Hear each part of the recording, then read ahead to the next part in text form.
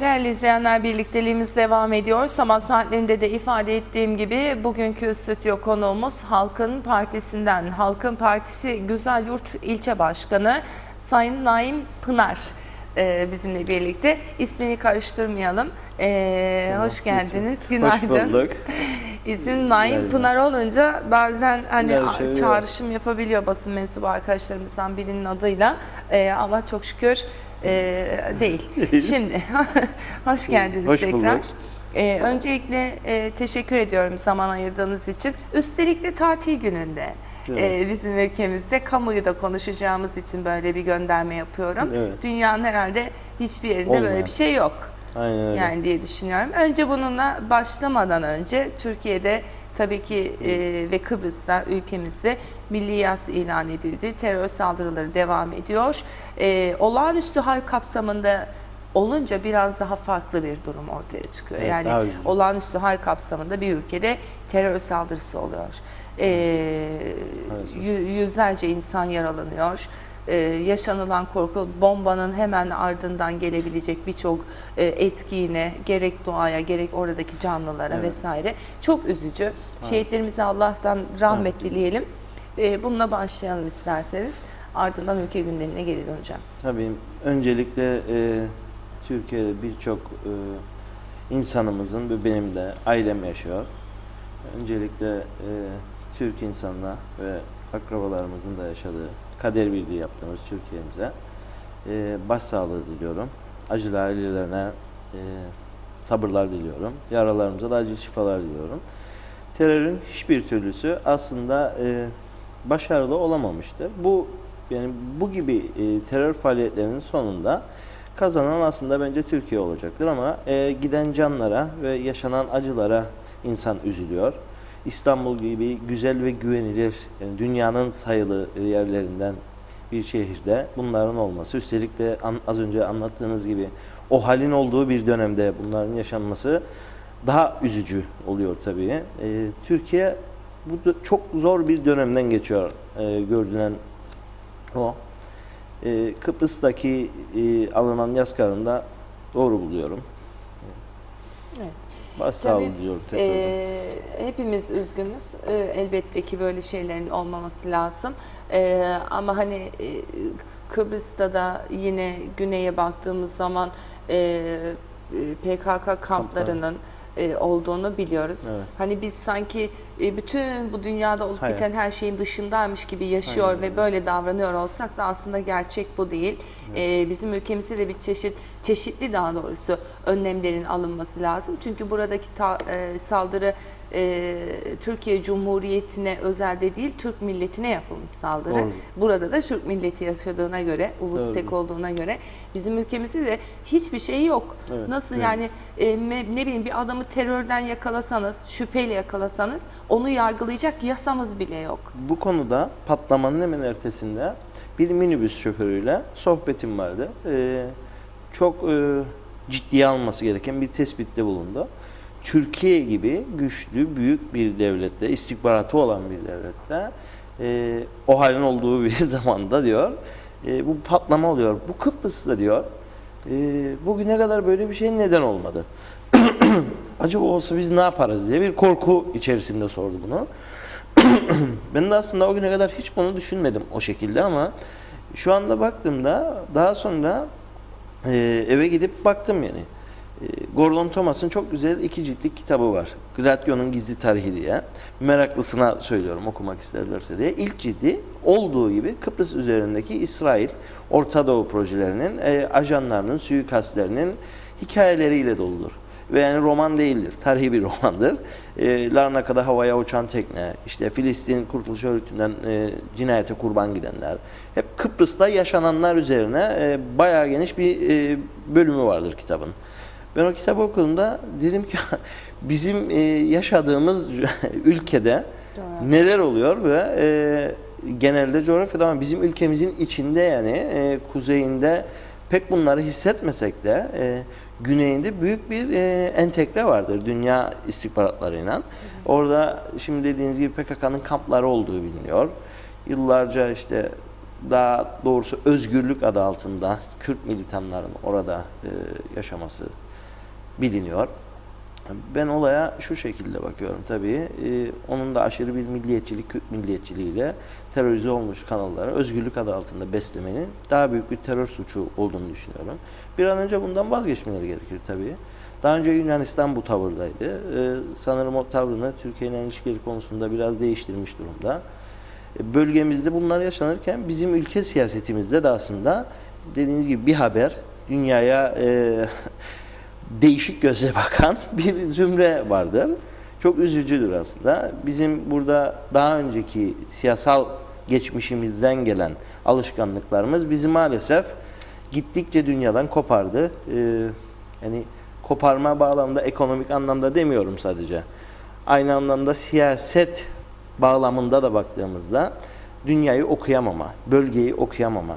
Yani bizim vizyonumuz gitgide yok oldu. Vizyonu olan insanlarımız yok mu? Vardı. Yani iyi öngörüleri olanlar vardı ama bunu bir programlayıp bir siyasal harekete dönüştürmüş değillerdi. Biz bu iddiadayız.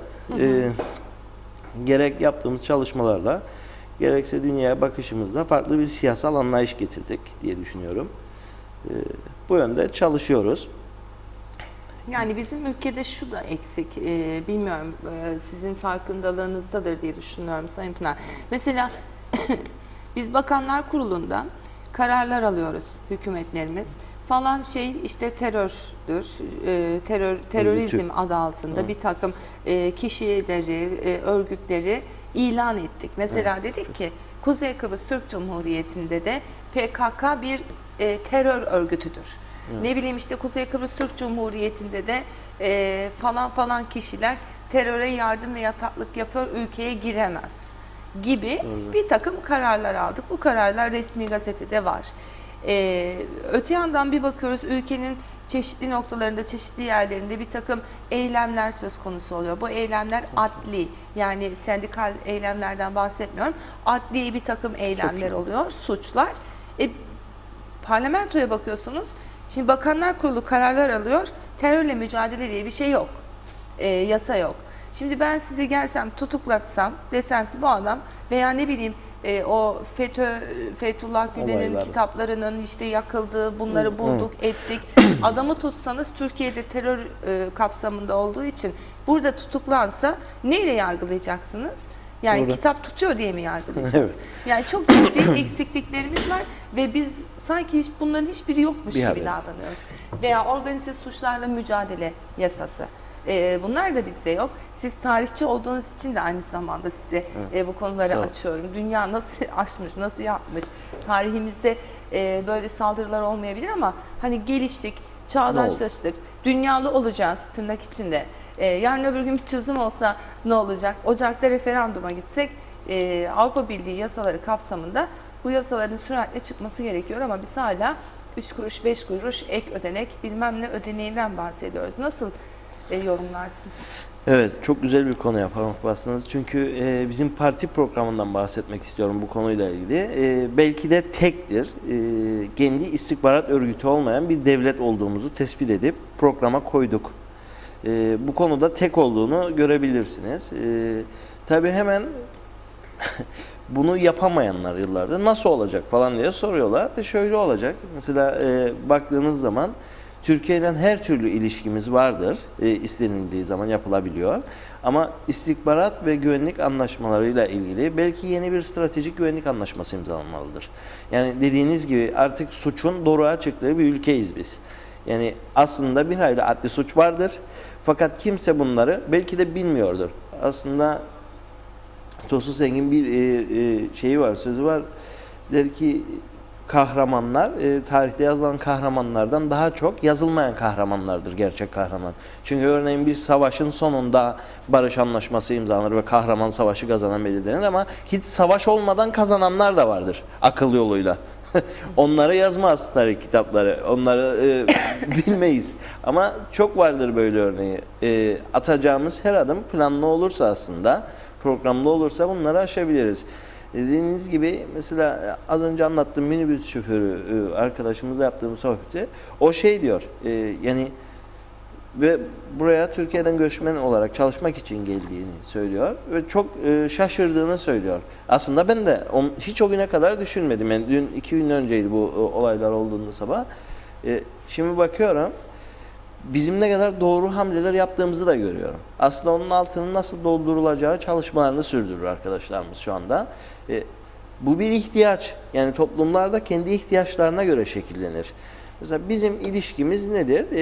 İşte biz bakıyoruz, genel kanaat şudur: Türkiye'den para gelir, bizimkiler burada öder, çok başarılı olduklarını söylerler, 13. maaşı erken ödüyoruz falan derler, alkış alırlar. Yani bir hükümet için düşünün, maaş ödemek büyük bir başarı olarak her hükümet dönemi gösterilir.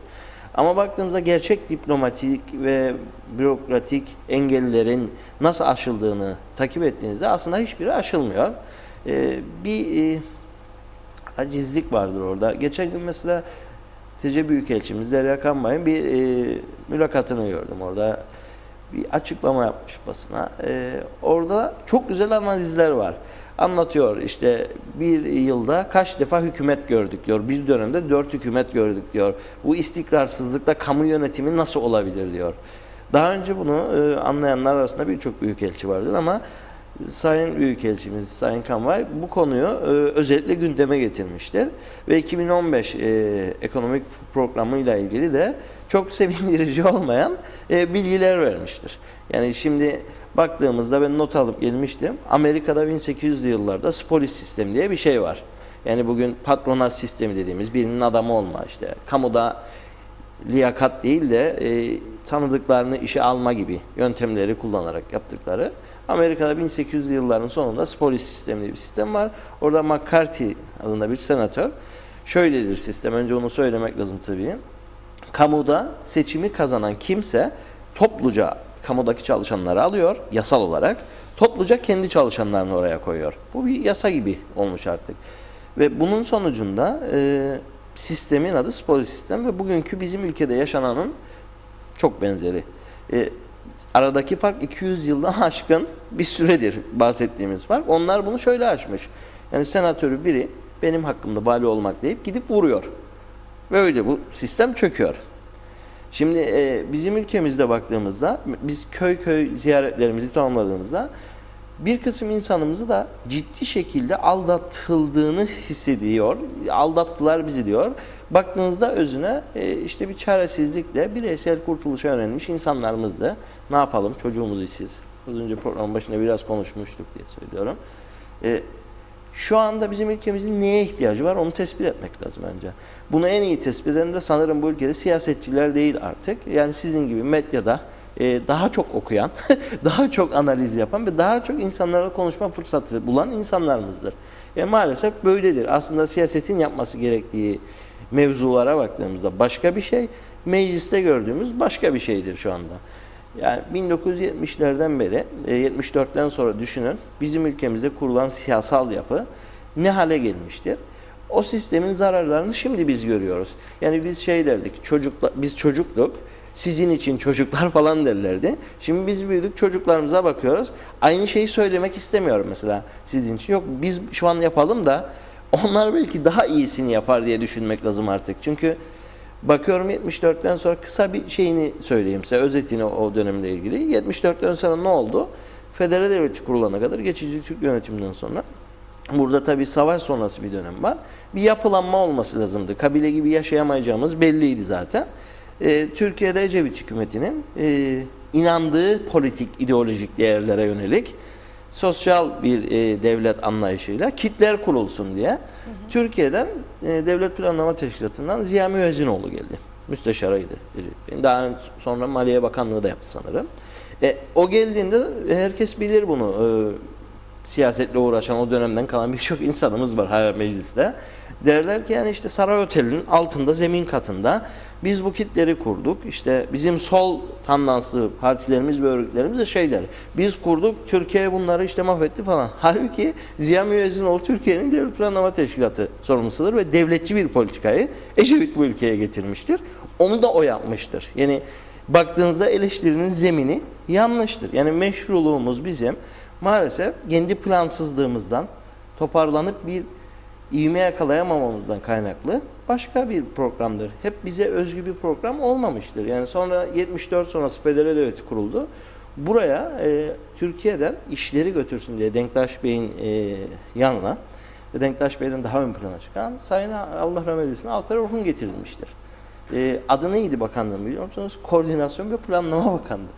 Yani ve şu anda mesela koordinasyon ofisine isyan eden arkadaşlarımızı görüyoruz. Serdar Bey diyor ki çok gerekli falan. Ama babası rahmetli Denktaş Bey, ilk Cumhurbaşkanımız Alper Orhun Bey'i oradan alabilmek için her türlü oyunu yapmıştır. Yani siyasetle ilgili, siyasi tarihi, yakın geçmişi merak eden arkadaşlarımız baksın. İnanılmaz şeyler yatıyor orada. Yani bizim geleneğimizin nasıl oluştuğuna baktığımızda bakıyoruz, görüyoruz ki mesela Alper Orhun Bey Cumhurbaşkanı Sarayı'nda Koordinasyon Bakanlığı diye bir ofis kuruyor. 75 Federal Devleti'nde. Bütün planlamayı oradan yapılacak diye anlaşılıyor. Denktaş Bey yurt dışına çıktığında Meclis Başkanı Necdet Üner Bey mesela gidiyor. Yetki bendedir diyor. Hayır diyor, ben Türkiye'ye yolladı buraya. Ne yetkisi? Yetki bendedir diyor. Şimdi böyle bir yapı var orada. Sonra bu yapıyı Denktaş Bey'in liderliği, beğenirsiniz, beğenmezsiniz. Yani ben mesela katılmadığım çok şey var ama bir liderlik var orada. Ön plana çıkıp kendi hegemonyasını kuruyor. Fakat o sistemin içinde diğer siyasi partilerin mücadelesi hep küçük küçük çerez işlerle gibi olmuş oluyor. Sonunda büyük plana baktığımızda sistemi ve meşruluğu siyaset burada halkından almamıştır hiçbir zaman. Son dönemlerde yaşananların sıkıntısı da budur. Görürsünüz mesela gider bir başbakanımız Tayyip Bey'in önünde önünü ilikler. Burada işte yulanır falan. Neden bu olur diye düşündüğünüzde bütün ilişkimiz odur bizim. Planımız yoktur. Türkiye'de tanıdığım, sevdiğim birçok diplomaside görev yapan arkadaşımız vardır. Ve onlarla konuştuğumda utanıyorum ben. Yani neden? Bana söyledikleri bu ülkede dekanlık yapmış insanların bile proje olmadan ancak büyükelçiliğimizden para istediği yönündedir. Tek ilişkimizin bu olduğu yönündedir. Bu güzel bir şey değildir. Yani oturup kendi ekonomi politiğimizi, kendi ekonomi programımızı yapamıyorsak biz bugün bir şeyleri, mesela trafik konusu oldu. Gündem hemen değişti. Değil mi? O kadar canımız yandı bizim. Çocuklarımız, işte benim kızımın okulunda olan çocuklar onlar. Çok üzüldüm ben o konuya. Herkes üzülmüştür, herkes ağlamıştır. Gündem hemen değişiyor ülkemizde bizim. Başka şeyler konuşuluyor. Mesela duble yollar yapacağım falan diyenler var. Çember yapacağım, tünel yapacağım diyenler var. Yani az önce gelmeden sabah sizin programı izliyordum. Güngör'deki pisliği gördüm ben. Bence yani bir an önce ona müdahale etmeleri gerekir. Yani bugün tatil ilan etmek kadar abes, saçma bir şey olabilir mi? Yani dündü Mevlüt. Bitti. Tamam, mübarek olsun, hayırlı olsun. Ama bakıyoruz ki bugün kamu tatil. Siz çalışıyorsunuz. Ben de çalışıyorum bugün. Bakıyorum özeldeki herkes çalışıyor. Ama kamuda bir tatil var. Ama bugün tatil değil resmi olarak normalde. Bayram cumartesi veya pazara geldi mi pazartesiyi tatil yapıyor. Bakalım önümüzde. Şimdi çarşamba günü grev var. Cuma günü de grev var. Bizim insanımızın suçu nedir? Yani mesela devlet dairesinde işi olan insanlarımızı düşünelim. Pazartesi yok. Çarşamba yok. Cuma yok. Cumartesi yok. Pazar yok. 5 gün saydım size. Geriye kaldı sadece 2 gün. Yani ters bakacaksınız. Cumartesi, pazar olması gereken tatil bizim hafta içi. Yani bizim 5 günümüz çalışmıyoruz, 2 günümüz çalışıyoruz. Böyle bir yapı olmaması lazım. Zaten cumartesi, pazar tatil olması gerekiyor 2 gün. Bizim tam tersi ülkemizde. Şu anda bizim ülkemizde 5 gün çalışmıyoruz, 2 gün çalışıyoruz. Yani bu ülkeden, kamudan bir verim beklemek veya sosyal yaşamda ekonominin canlanmasını beklemek biraz garip olur zaten. Evet. Peki, tabii buna tekrar değineceğim ben. Hani çarşamba ve cuma günü grev var. Bugün tatil zaten. Cumartesi, pazar yok dediniz. 2 gün çalışılıyor. Halkın Partisi seçilirse, şimdi bu grev, eylem, hak. Biz bunu zamanında hani o eğer sizin açtığınız konularla birleştirecek olursak, devletçi bir politika savaştan çıkmış olan bir toplumun devletçi bir yapıyla hareket etmiş olması ve bunu bugüne kadar devam ettirmesi ve bugünden sonra artık işte daha böyle bir sosyal, daha böyle bir hukuksal, daha böyle bir hukukun önüne çıkarılmaya çalışıldığı bir yapıya dönüştürülmeye çalışılması ama dönüştürülememesi. Çünkü bir dönem bu insanlara bu haklar o dönemde verilmiş, belli dönemlerde. Doğru. Gerek sendikal haklar olsun, gerek 13. maaş olsun, gerek ne bileyim 14. maaş olsun. 15'te oldu. 15'te olduğu zaman oldu, haklısınız. Ve bununla birlikte hani devletin daha ağırlıklı, devletin hep baktığı, devletin bakmakla yükümlü olduğu bir çocuk gibi düşünelim toplumu. Yani böyle bir yapı. Halkın Partisi seçilirse insanlar şöyle düşünebilir. Mesela yasal hakları var bu insanlar. Grevi de yapacak, eylemi de yapacak. Yasal olarak, yasalına çok da emin değilim ama bugün de tatil. Önümüzdeki yılda siz seçildiniz. Kandil var, 2 günde grev yapmaya karar verdiler. Ne yapacaksınız? Sonuçta yasal hakları bunlar. Mesela emeklilerden gelir vergisi alındığında anayasaya. Yani şöyle bir durum var. Hani her noktada gelmiş geçmiş hükümetlerin de elini ayağını bağlayabilecek yasaları yine hükümetlerimiz çıkarmıştır. Hareket edemeyecek noktaya gelmişlerdir. Diyelim ki seçildiniz. Elinizde de sihirli bir değnek yok. Anayasaya, devletin yasalarına aykırı mı hareket edeceksiniz? Hayır. Ne yapacaksınız? Şimdi zaten şu anda yasalar uygulanmıyor.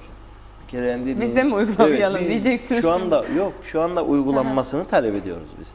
Zaten ne Sayıştay'la raporunu veren ne de denetime açık olan hiçbir şeyimiz yoktur bizim. Ama sendika konusunda ve grevler konusunda şöyle bir şey söylemek isterim. Şimdi yıllarca herkes statikodan bahsetti. Son 10 yılın en revaçta sözüdür statiko. En popüler olan kelimemiz oldu artık Nedir statiko. statiko? Şu anda sendikaların yaptığı statikodur işte. Çok iddialı söylüyorum size bunu.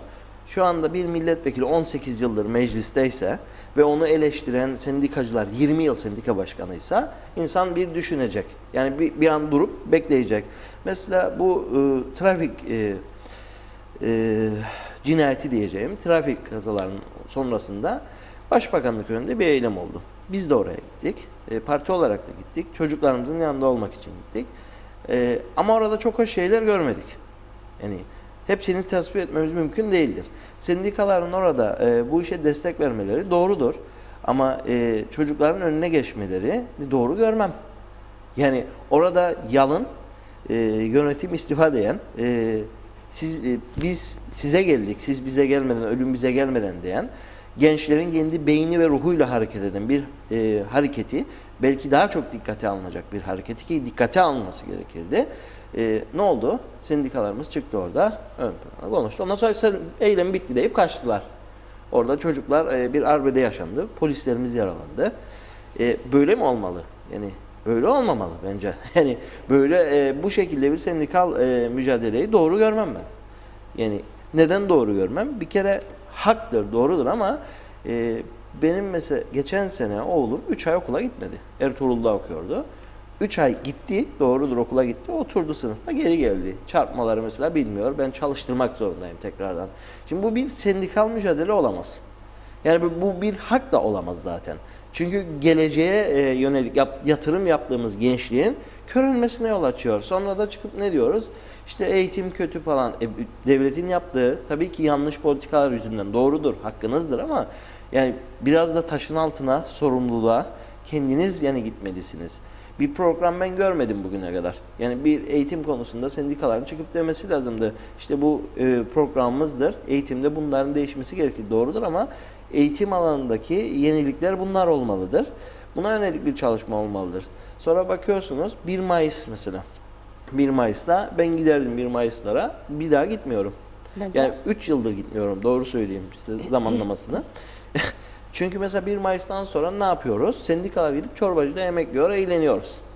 Yani orada özel sektörde işleyen mesela bir tezgahtarı düşünün. 1 Mayıs günü 9'a kadar işliyor. Tatil ya o gün.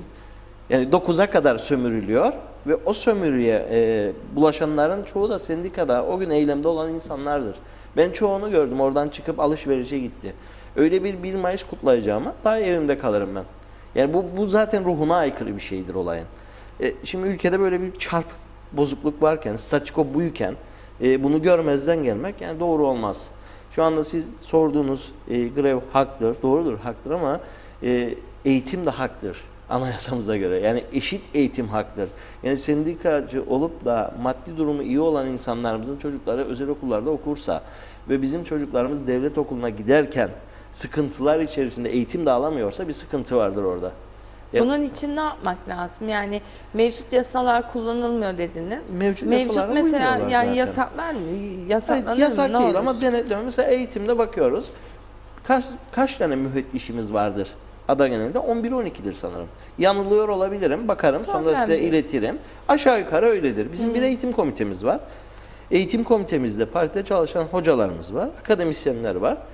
Onlardan aldığım brief ile konuşuyorum. Onlar kadar uzman değilim ama daha önce öğretmenlik yapmış biri olarak söylüyorum size.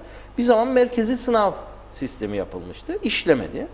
Müfettişler denetlesin denildi. Müfettiş yok ki denetlesin. Ya şu anda yeterli müfettiş mi var? Öğretmeni denetliyor musunuz siz? Mesela gidip denetliyorlar mı ya da okullara bakıyorlar mı? Mesela bir Mercedes faciası yaşadık. Mercedes alındı ama tuvalet kağıdı yok okullarda. İnsanlar bunu görünce infial yaşanıyor tabii. Normal, takılmayalım Mercedes'tir diyorlar falan filan.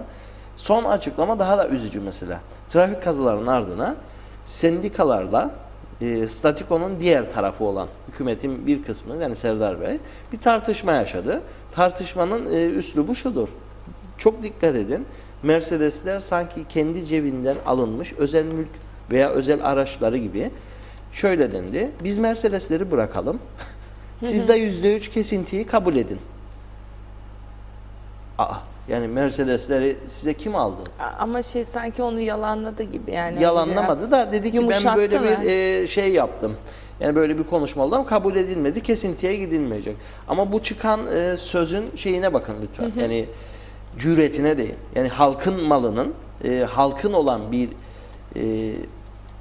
metadan bahsediyoruz burada. Halkın vergileriyle alınan bir şeyden kendi malınız gibi bahsediyorsunuz. Yani bu normal olmayan budur bence.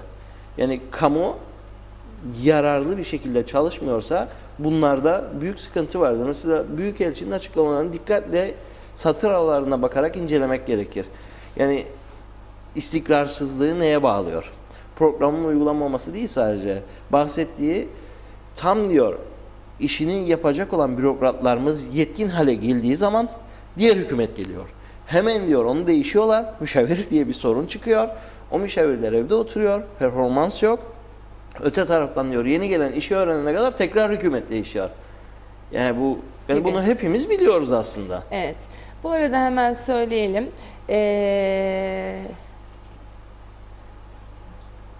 Normalde biz canlı telefon bağlantısı almıyoruz yayına. Onu söyleyelim. Karşılıklı telefonda diyaloglar çok sağlıklı olmayabilir. Mesajımız var. Ben bunu mesaj olarak aktarayım size. Sayın Arslan Bıçaklı hemen tepki göstermiş.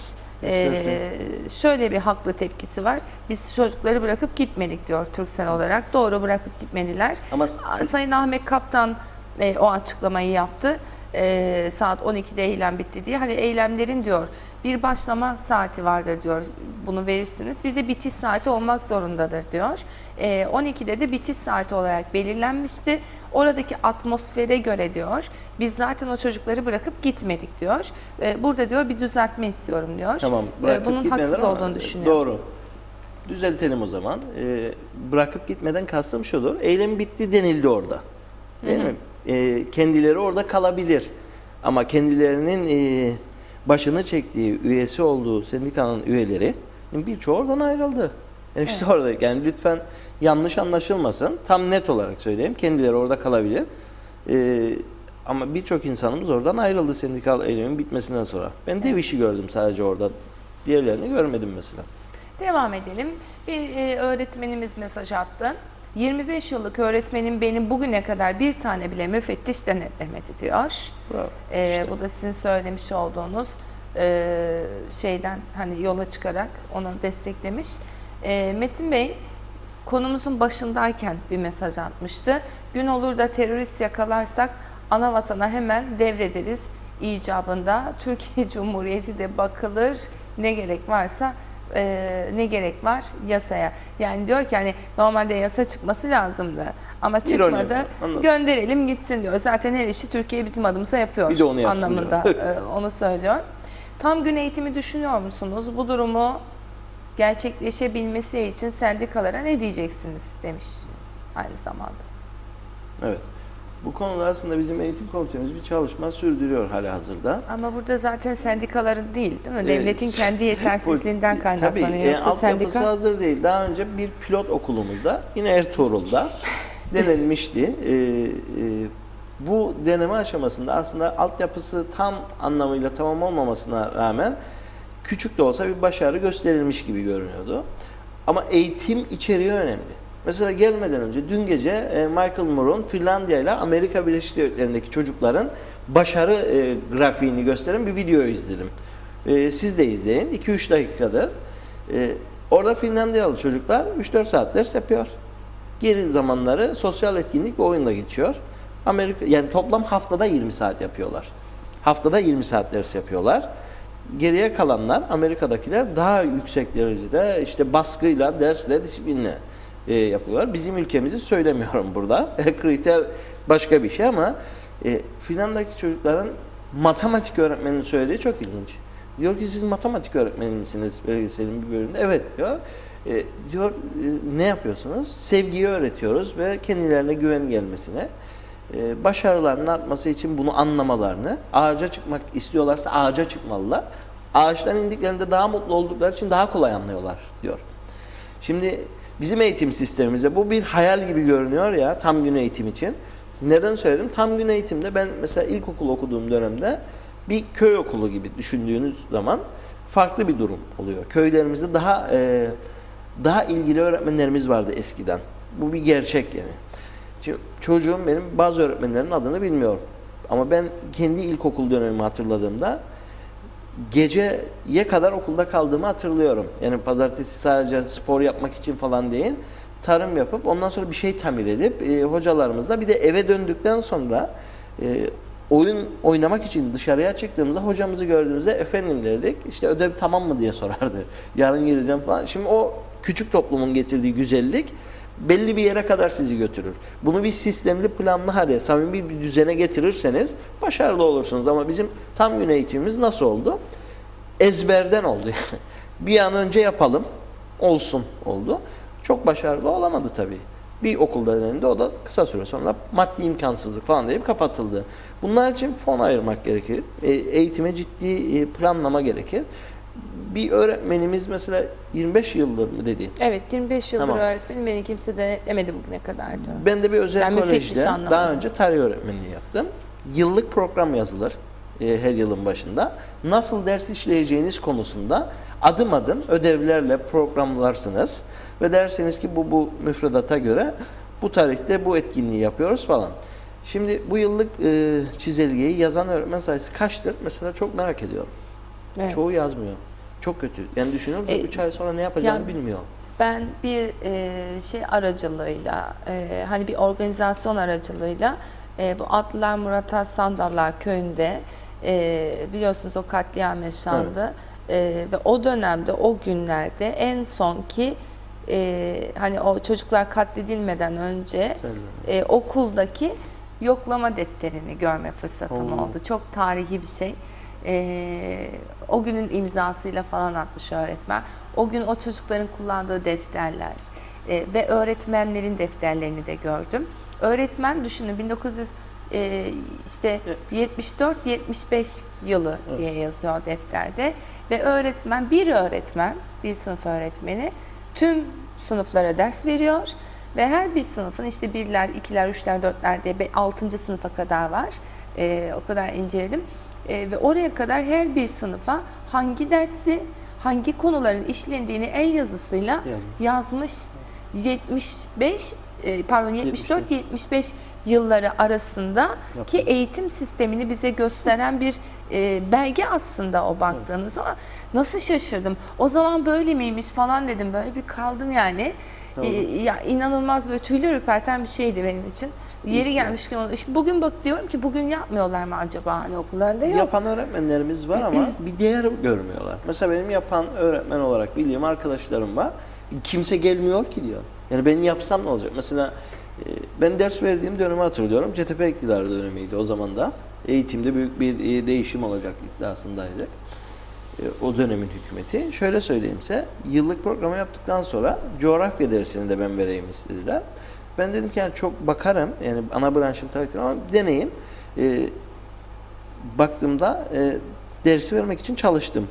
Normalde vermemem gereken bir ders olması lazımdı bence.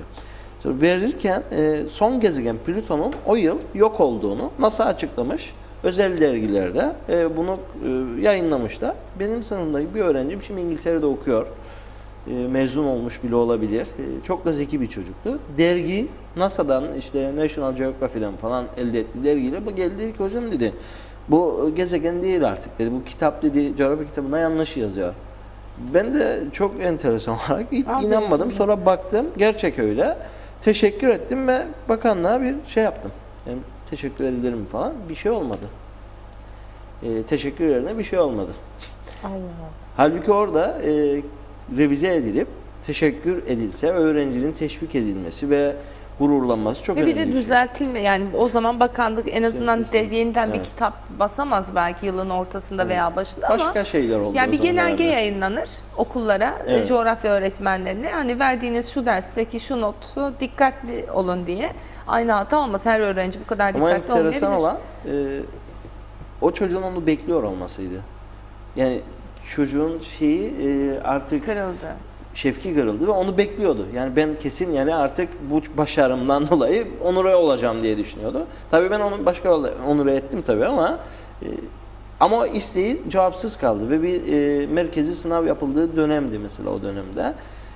İşte takip etmezseniz yani sistem sadece kağıt üzerinde kalıyorsa ve başarısızsa böyle oluyor. Ama eğer planlarsanız ve başarı için bir sistemli algoritmik süreç izlersiniz. Sonunda başarıya ulaşırsınız. Yani şu anda mesela biz hükümette değiliz. Ama birçok komitemiz kamuda olsun, işte eğitim alanında olsun çalışıyor. İşte belli periyotlarda brief veriyorlar.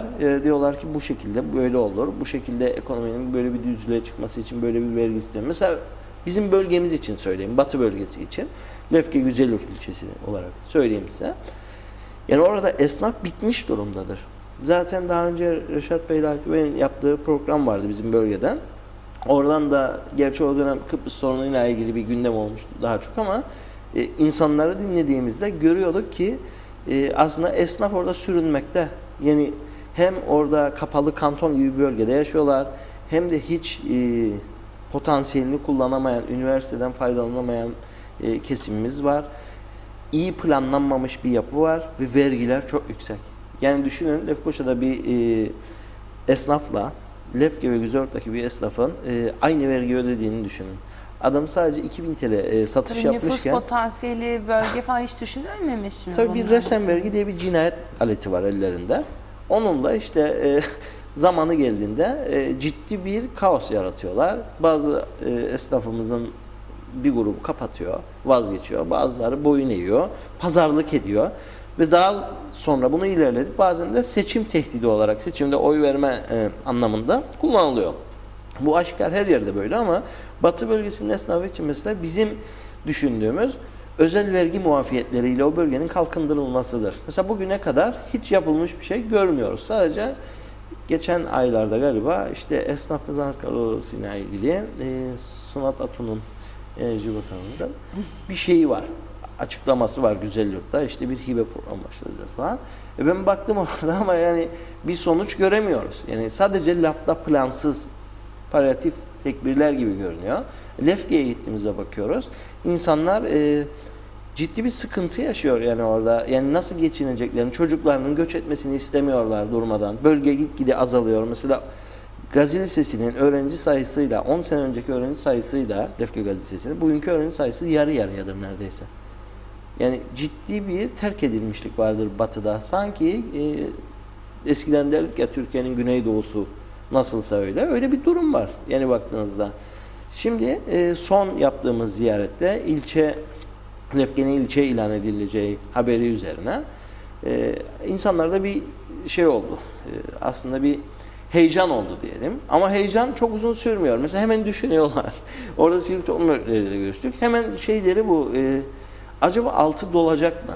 Yani burada tamam yapısal olarak Lefke'nin ilçe olması için her devlet kurumu neredeyse var. Daha önce işliyordu zaten.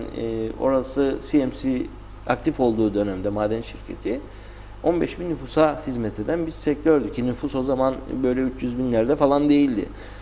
Şimdi bakıyoruz insanlar şey diyor, tamam da yani mesela buraya bu binaların içine birileri gelecek mi? Yani binalar boş kalmayacak değil mi? Mesela hastaneye gittik. Hastanede 2-3 doktorumuz var orada çalışan. Yani toplam 5 doktor var. Bölge nüfusu öğrenciyle birlikte 30 bin küsur. Yani baktığınızda Cengiz Soper'in hitap ettiği yani Güzeyordu'da kapsarsanız 40 binlere ulaşıyor. Yani ciddi bir sıkıntı var. Orada 5 doktor var. Bazen hiç yok. Bu kadar trafik arasında olduğu bir ülkede de bunun olması şaşırtıcı bence. Yani, doğru değil diyorsunuz. Kesinlikle. Peki, Özgün Bey diyor ki günaydın Güzel Yurt Halkın Partisi Başkanı Naim Bey'i Güne Merhaba programı sayesinde tanımış oldum. Ben Güzel Yurt'ta yaşıyorsam ve Naim Bey'i bilmiyorsam kimin kusurudur bu? Eksik olan nedir? Özgün Bey'in adını alabilir Özgün miyim? Öztemel. Öztemel. Ben diyor Güzel Yurt'ta yaşıyorsam ve Naim Bey'i tanımıyorsam, bir programda tanıyorsam bunun kusuru kimdi? Aslında bu herhalde bir kusur değil de eksiklik olabilir belki. Ben kendisini telefonunu verirse ararım, görüşürüz. Biz yıllarca rica ederim kendisinden eğer duyuyorsa, bizi izliyorsa telefonunu bıraksın. Ben kendisini ararım, tanışırız, kahve de içeriz. İyi de olur diyorsunuz. İyi de olur, sevinirim de. Bizim aslında daha önce siyasal yelpazenin içinde var olmuş eski siyasi yüzlerle hareket etmememizin ne kadar doğru olduğunu görüyorum ben aynı zamanda. Ha burada nedir eksikliğimiz belki? Özgün Bey'i belki bireysel olarak değil daha çok o bölgede ziyaretlerimizi artıracağız. Bu bir zaman alacak tabii. Hızlıca olacak değil. Kendisiyle zaten özel olarak ben konuşacağım bırakırsa telefon numarasını. Evet. Çok da sevinirim. Devam edelim efendim. Bir şeyimiz daha var. Bir iki tane daha mesajımız var. Sayın Pınar, verdiğiniz örnek ülkelerde sınıflarda kaç kişi var? Bugün İngiltere'de full time education saat 9'da 4'e kadardır. Kuzey Kıbrıs Türk Cumhuriyeti'nde sınıflarda olan çocuk miktarı yarım günde Avrupa Birliği'nde olan ülkelerle kıyaslanmaması gerekmez mi? Şimdi tabii gerekir. Yani öyle baktığımız zaman doğru söylüyor. Ne misafirimizin adı neydi? Metin Maraş Ali. Göreceksiniz zaten etiketlerim ben size. Tamam. Şimdi hitap etmek için söyledim. Metin Bey tabii doğru söylüyor. Avrupa Birliği'nde farklıdır ama bu Avrupa Birliği'nde olduğu için değil sadece. Bizim hedefimiz yani çocuklarımız için öngördüğümüz eğitim sistemi ne olmalıdır? Ona bakmalıyız. Ben Finlandiya örneğini neden verdim? Şöyle verdim. Yani bizim eğitime bakış açımız nedir? Yani her iktidar dönemi bir kitap değiştirmekle, işte müfredatı değiştirmekle olmuyor bu işler. Yani gerçek anlamda bir denetim gerekiyor. Yani bir kere bir müfettiş 20 yıldır bir öğretmenimizi görmemişse, yani öğretmenimiz hiç neredeyse müfettişle tanışmamışsa, bu bir sorun ve bu öğretmenimizin aslında iyi niyetini de gösteriyor. Yani keşke gelseler ve benim ne yaptığımı görseler de isyan var orada sanki. Yani bugüne kadar bence çok düzgün çalışmış bir öğretmenimizdir ki korkusuzca gelsinler diyor. Çünkü gelmediğiniz zaman sizin yaptığınız iş de görünmez. Yani yaptığınız, verdiğiniz emekler de ortaya çıkmaz. Yani orada da bir teşvik var aslında. Yani orada işlerin düzgün gitmesi için denetimden çok birazcık da takdir var. Evet, devam edelim. Twitter'dan bir sorumuz var. Telefondan aktarayım ben Twitter'a. Mesaj olarak göndermişler. Karakter biliyorsunuz yazım şeyi var. Sınırlaması var. Naim Bey günaydınlar, iyi yayınlar. Halkın Partisi olarak her zaman farkındalık yaratmak için çok güzel konulara imza atmışlardır. Ben bir güzel yurtlu olarak Naim Bey'i yarın sabah deyin okullar bölgesinde çocuklarımızı okula taşıyan otobüslerin ne kadar hurda olduğunu, ne kadar denetimsiz olduğunu ve bu otobüs şirketlerinin sahiplerinin sicillerinin ne kadar kabarık olup olmadığı noktasında araştırmaya davet ediyorum. Google'dan inceleyip kamuoyuyla paylaşıp bu insanların artık çocuklarımızı taşımasını istemiyorum demiş. Bu bir şey var herhalde orada. Ben bilemedim tabii, ama. muhtemelen bildiği bir şeyler vardır. Google'dan tarayın dediğine göre kendi de Google'dan Yani tarayıp bulmuş bakmış, olması lazım. görmüş olması gerekir. Ben dikkat etmedim ama yani bunu taramadan da görebiliyorsunuz zaten. Yani yola çıktığınızda çocuklarınıza Şimdi sorumlu bir otobüse anne baba olunca insan ister istemez çok benim çocuğumu kim duyarlılık taşıyor gösteriyor. diye Doğrudur.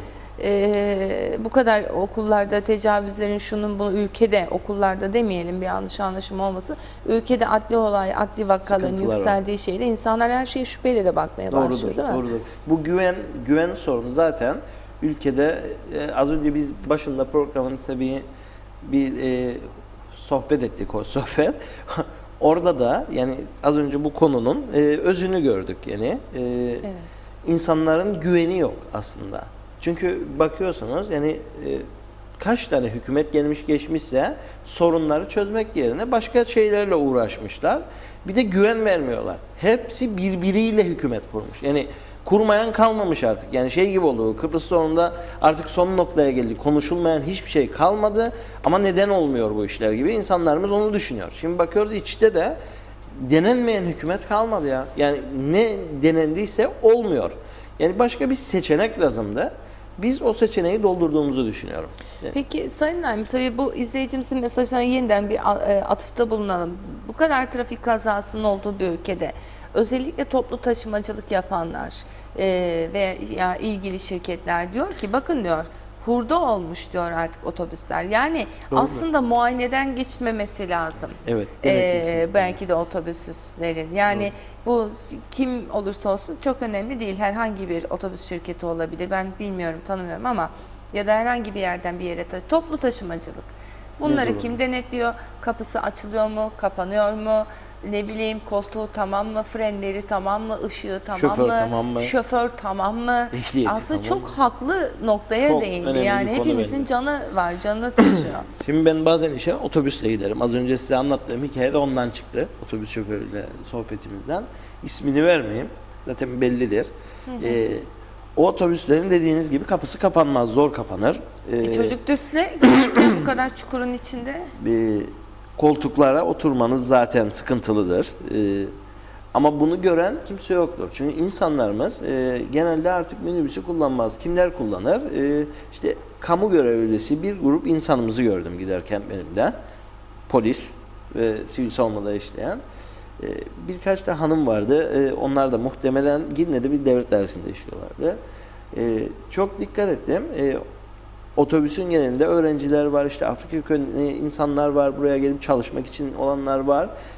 Türk da az, sayı da az, Türk sayısı da az. Yani burada önemli olan insandır ama kaza yaptığınız zaman karşı taraftaki nedir falan kimliğine bakmayacaksınız. Yani bu toplu taşıma bizim ülkemize layık mı ona bakmak lazım. Sadece çocuklarımız da değil, yani bizi taşıyan da, büyükleri taşıyan da toplu taşıma araçları tamam değildir. Bunlar gidip servis seferlerini aldıklarında kontrolden geçiyorlar mı? Ben size söyleyeyim yani eğer o arabalar geçiyorsa o kontrolü yapanlar şüphe etmek lazım. Çünkü benim bindiğim araba geçmez yani. Yani imkansız. Geçmez yani. Penceresi kapanmıyor. İçeri yağmur yağıyor. Işık yok, kırık. Yani birçoğu öyle. Bakıp kontrol edildiğini düşünmüyorum. Nasıl yapıldığı aşikar zaten. Bugüne kadar nasıl olmuş? O onun tanıdığı aracılığıyla gidiyor, hallediyor. Veya toplu taşıma araçlarına baktığımızda bu taşıma araçlarının şoförlerinin özel eğitimle mi o ehliyeti aldığını yoksa başka yollarla mı aldığına artık insanlar şüpheyle bakıyor. Tabii. Yani araba her taraftan sallanırken açılacak gibi başka bir vasıtayı geçiyor ve içinde öğrencilerimiz, çocuklarımız var. O da sıkıntılı. Yaşlılar, hamileler. Evet. Tamam ülkede toplu taşıma kullanıcıları çok fazla olmayabilir ama fark etmez. Yok. Sonuçta bu hizmeti Ama risk, var. trafikte güvenliği tehlikeye sokan araçlar olarak duruyorlar. Öte yandan mesela ağır vasıtalar da öyle. Mesela ben giderken yolda görüyorum. Şu ağır vasıtaları polisimiz durduruyor olaydan sonra. Ama o durdurttuğunda kontrol ettikten sonra bırakıyor tabii. Ne kontrolü yapılacak? İşte vasıta ehliyet var mı? Işık yanıyor mu falan. Tamam. Ama geçenlerde kamyonun üzerinden daşan skolaşa dediğimiz tahtaların, inşaat şeylerinin olduğu bir aracın arkasında ben gittim. Her dakika polis bunu göremez. Yani birazcık da ciddi cezalar olması lazım bununla ilgili. Mesela aracın tekerlekleri yana doğru açılmışsa ve o kadar bir ağırlığı taşıyamıyorsa ve yoldaysa Bunun bir cezası olmalı. Zaten çıkmaması gerekir yola. Evet. Devam edelim. Metin Bozuk kuvvetli bir soru göndermiş. Günaydınlar sayın konuğunuza sorar mısınız? Neden öğretmenler sendikaları hep Avrupa Birliği yasalarından bahsederler? Her konuda ama sadece eğitimden bahsetmezler. Avrupa'da eğitimde çalışma saatleri nedir, bizde nedir? Saygılar demiş. Devam edelim. Başarır ama bu reklam olur. Evet. Bunu söylemeyeyim. Günaydın demiş. Günaydın size de. Evet, devam edelim. Tamam. Yani işte o sendikaların kendi içinde bunun tartışması gerekir diye düşünüyorum. Yani halkımızdan gelen ciddi bir eleştiridir bu. Bence sendikalarımız bunu iyi değerlendirsin. Yani sendika başkanlarımız değil sadece. Yani sendikaların yönetim kurulunda olan arkadaşlarımız, dostlarımız da bunu iyi değerlendirsin. Evet. Yani devam edelim efendim isterseniz. Bir güzel yurtlusunuz. ben Lefkeliyim aslında Lefkeli ama o misiniz? bölgede yaşıyorum. Lefkelisiniz, güzel yurttan ilçe başkanı oldunuz. Evet, öyle yani güzel Lefke birlikte bir Birlikte. ilçeydi. Şimdi ayrıldı. Tabii ayrıldı derken daha resmen bir şey yok ama Lefke'nin ilçe olmasıyla orada idari bir başka bir birim olacak. Bizim de tüzüğümüz gereği orada Lefke ilçe örgütümüz olacak yeniden. Onunla ilgili bir grup arkadaşımız zaten çalışıyor şu anda. Geçen haftalarda zaten ziyaret yaptık ve esnafın ve kamu dairelerinin durumuyla ilgili de sosyal medyada birkaç paylaşım yaptık. Yapamadıklarımız da var maalesef. Yani daha fazla orada çalışan insanlarımızı düşündüğümüzden dolayı yapmadıklarımız var. Yani içeride yıkık dökük binalarda oturanlar var. Hiçbir önem gösterilmeyen yerlerimiz var ki Lefke'de mesela özel bir konum vardır. Yani bazı arkadaşlarımız şey dedi ilk çıktığında, bunu tartışalım, popülist bir yaklaşım olur mu? Yani Lefke'nin ilçe olması. Çünkü yarın Çatalköy'de ister, öteki de ister falan gibi bir şeyler oldu. Ama durum öyle değil. Lefke Osmanlı'dan kalma, aristokrasinin kaldığı 100 yıllık Türk toprağı olan ve baktığınızda 116 yıllık belediyesi olan tek tanınmış belediye Türk belediyelerinden biri. Öte yandan baktığımızda tarihsel olarak idari bir geçmişi var. Daha önce Osmanlı döneminde işte kaza olması, sonra İngiliz döneminde nahiye olması, 53 köyün ona bağlı olması. Yani eğer bir sınır kapısının açık olduğunu düşünürseniz Atlas sınır kapısının güney ekonomisinin Lefke'ye kayacağı aşikardır. Çünkü evet, diğer yerlere mesafesi mesela denize gitmek için 1 saat, 1,5-2 saatken Lefke'ye 20-25 dakika, 30 dakikadır. Ama tabii temiz de olması lazım. Tabii. Yani o ben deniz bazen kızıl görüyorum o gemi konağının o aslında falan. Denize girilen yer değil aslında, girişidir. Yani Yeşilırmak'a doğru olan kısmında bir şey yoktur. Ama o CMC sorunu zaten bölgenin en büyük sorunu değil. Aynı zamanda Doğu Akdeniz'in en büyük sorunu. Bugüne kadar o konuda hiçbir çivi çakılmış değildir.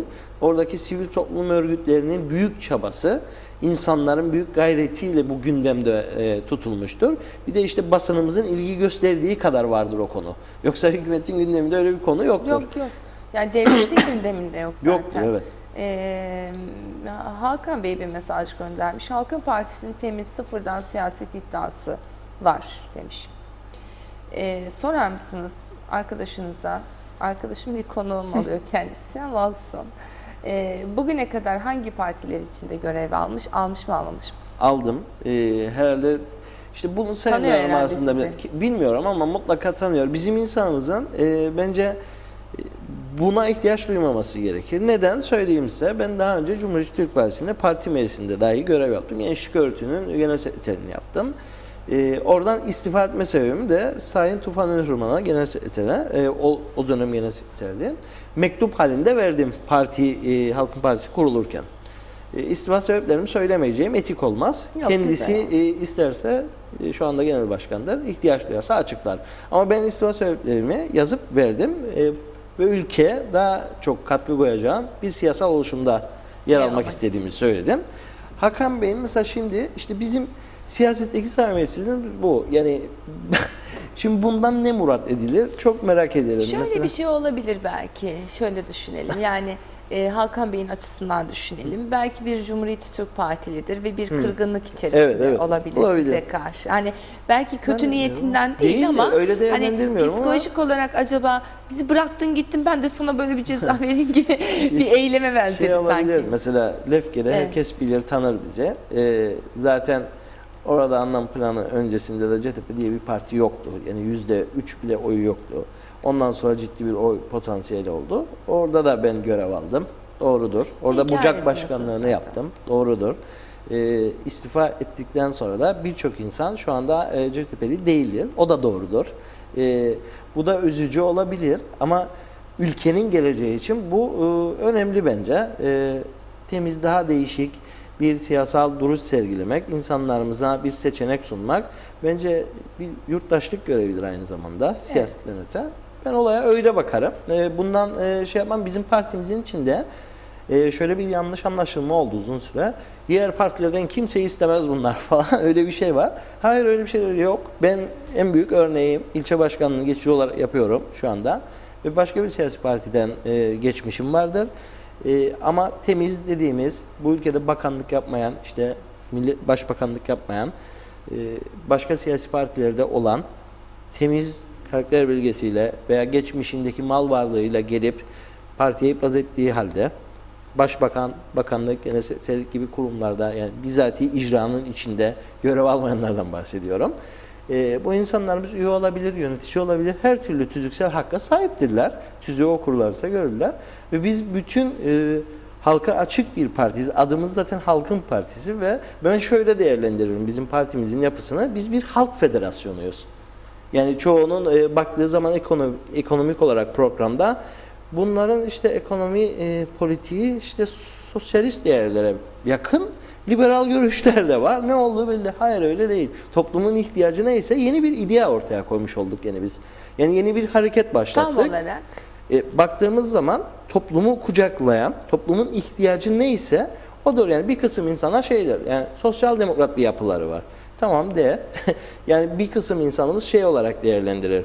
İngiltere'deki üçüncü yol, Tony Blair'ın diye yaptığı akımla hiç alakası yoktur aslında. Oradan feyiz almış olabilir insanlarımız ama baktığımızda öyle bir şey değil. Her ülkenin kendi nesnel koşullarında siyaset kendini yeniden şekillendirmelidir. Bizim ülkemizin nesnel koşulları ve ilişkileri, coğrafyası ve yaşadığımız şartlar bunu gerektiriyor. Şu anda ülkenin önünü açacak olan hareket budur diye düşünüyorum ben. Evet. Şimdi çok kısa bir zamanımız var. 5 dakikamız var. O Kıbrıs meselesine de kısaca bir değinmek istiyorum ama genel kapsamda sorular sormak istemiyorum. Mesela güzel yurt çok konuşulur. Evet. İşte veriliyordu, verilmemeliydi, No. verilsindi, verilmesindi derken zaten Batı bölgesinin bir anlamda belki de kalkınamaması, yıllarca sürümcemede kalması, doğru yatırımcının ürkütülmesi, yatırım yapılmaması, insanların cenazelerini dahi o bölgelere defnetmemesi. Belki de hep bu neden, yani bu önemli bir etken. Tamamıyla buna bağlamamak lazım. Ama bu çok önemli ve birinci etkenlerden biri. Siz bir bölgeli olarak diyelim, ne güzel yurtlu ne lefkeli demeyeceğim size bu kapsamda. Batılı deyin bana. Batılı olarak. Öyle söylüyorum. Bu sefer de başka türlü olmasın. Batı Texas diyor, evet. Ne düşünüyorsunuz efendim bu konuda, bu kapsamda? Şimdi aslında siz işin özünü söylemiş oldunuz.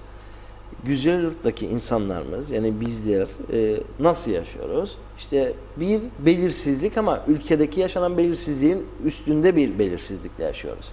Yani Güzelyurt verilecek ama hükümete bakıyorsunuz verilmeyecek. Bakıyorsunuz başka yere verilecek ama verilmeyecek. Ama yatırıma baktığınızda sıfır. Yani bizim bölgemizde yatırım neredeyse yoktur. Yani insanlarımıza yeni bir imkan sunma yoktur. Yani biz Kudret Bey'in, parti başkanımızın birçok kez bunu defaatle açıkladığını gördük televizyonda da. Bunun yatırıma engel olmaması gerekirdi. Yıllarca Güzelyurtlu'yu terk etmemek gerekirdi. Yani neymiş anlam plan döneminde tamam ondan sonra niye bir çivi çakılmadı üstüne? Yani neden hiçbir yatırım, hiçbir vergi muafiyetiyle bu insanlar rahatlatılmadı? Bunu düşünmek gerekir. Şimdi mesela en önemli konulardan biri de Batı bölgesinin tamamını ele aldığınızda sahil şerididir. Lefke Gemukana sahil şeridine baktığınızda orası verilecek mi?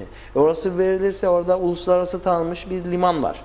Yani o liman nasıl çalışacak? Verilmeli midir? Paylaşılmalı mıdır? Ne o? Yani bunlar hep ciddi sıkıntılar olarak duruyor. Bölge insanının kafasında hep bu var. Bir grup insanımız Lefke zaten Türk toprağıdır. Yani bir şey olmaz falan ama öyle değil. Yani sahil şeridine baktığınız zaman o sahil şeridi bu bölgenin yani Batı bölgesinin nefes borusudur. Yani o liman uluslararası tanınmışlığı olan tek limandır orada. Ve atıl durumda. Ve atıl durumdadır. Yıllarca portakalı, düşün Narinciye Cenneti dediğiniz bölgeden Magosa'ya taşıyorsunuz. Magosa'ya taşıyacağınızda orayı yapsanız ya, yani orası uluslararası tanınmış bir liman. Oradan ihraç edilse bir kere ulaşımdan kazanıyorsunuz. Yani üretici için de rentable bir şey bu. Türk toprağıdır değil mi? Türk kıyısıdır toprağı, orası tabii. da. Yok, limanla ilgili Liman. işte tartışmalar, verilsin verilmesin tartışmalarının içindedir. Daha önce anlam planında bir kısmı konuşulmuştu ama onun yeniden değerlendirilmesi gerekir. Mesela şimdi bu görüşmelerin nihayetlenmesi bekleniyor. Artık işte bir sonuç alınsın. Ama Güzert için ne olacağı söz konusu olduğunda yine kimse bir cevap veremez. Ama biz biliyorsunuz bu Mont-Pelerin görüşmelerine giderken Cumhurbaşkanımıza 2 mektup yazdık parti olarak. Birinci öncesinde yazdık. Sonra Mont-Pelerin giderken de yazdık. Orada dikkat çektiğimiz konular vardır. Yani toprak görüşülmesi, detaya girilmemesi, görüşülmemesi konusunda. Bu konular bir kısmen dikkate alınmıştır gibi duruyor. Ama bizim bölgemizin insanların en çok kaygı duyduğu şey şudur. Yani neden yatırım hala yapılmıyor? Yani yatırımdan kastım da şeydir. Büyük büyük binalar falan değildir. Yani insanların örneğin esnafın ve diğer vatandaşların sosyal yaşantısını düzenleyecek, onların bu topraklara sahip çıkmasını sağlayacak yatırımlardır. Yani bakıyorsunuz mesela Güzelyurt'ta ODTÜ var. Çok Teşekkür ederim. ODTÜ kampüsü sadece kalkan etrafında bir grup esnaf ve insanımıza fayda sağlamıştı. Çünkü kampüs anlayışıyla kurulmuştur oraya. Mesela Lefke Avrupa Üniversitesi'ne bakıyorsunuz.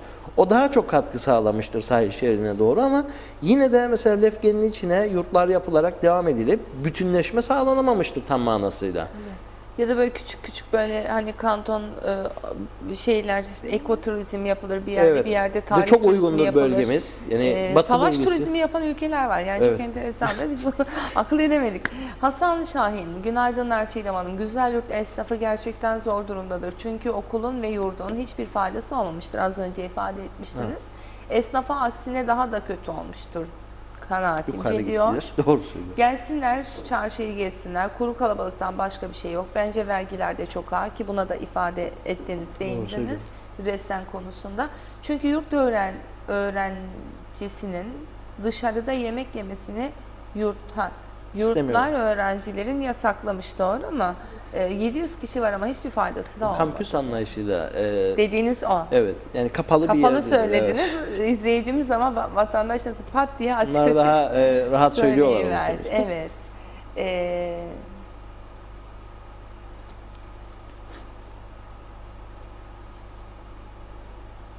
Evet. Selvi Sertdemir. Teşekkür ediyorum gönderdiğim mesaj için. SOS'e de sevgiler, saygılar. Çok teşekkür ederim. Son olarak eklemek istediğiniz, süremizi noktalıyoruz burada. Son olarak eklemek istediğim insanlarımızın umutlarını kaybetmemesi diliyorum. Hem Türkiye'de yaşanan terör olaylarını tekrardan kınıyorum. Hem de bu gibi olayların artık yaşanmamasını arzu ediyorum, istiyorum. Ülkemiz içinse daha güzel, daha mutlu günlere merhaba diyelim diyorum. Peki, çok teşekkürler teşekkür efendim. ederim. Görüşmek üzere. Kolay gelsin. Değerli izleyenler, bugün için birlikteliğimizi burada noktalıyoruz. Yeniden yarın sabah yeni bir güne, yeni umutlarla güne merhaba diyelim. Görüşmek temennisiyle, hoşçakalın.